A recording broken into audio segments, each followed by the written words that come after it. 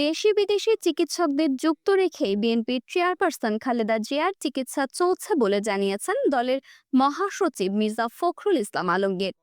1 December সোমবার সকালে গুলশানে চেয়ারপারসনের কার্যালয়ে রেজা কিবরিয়ার বিএনপিতে যোগদান অনুষ্ঠানে সাংবাদিকদের প্রশ্নের জবাবে তিনি কথা বলেন।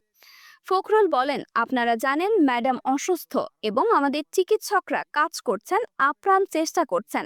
দেশি বিদেশি সমস্ত চিকিৎসকদের যুক্ত রেখে তার চিকিৎসা চলছে।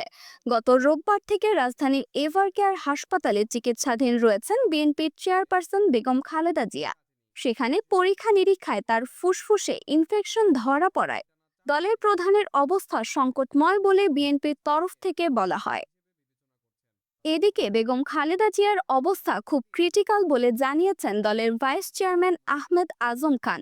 গণমাধ্যমকে তিনি বলেছেন, খালেদা জিয়ার অবস্থা অত্যন্ত সংকটাপন্ন, খুবই ডিপ কন্ডিশনে। এর ব্যাখ্যাটা আপনাদেরকে দিতে চাইছি না, এটাকে আপনারা ভেন্টিলেশন বা খুব ডিপ কন্ডিশন বলতে পারেন।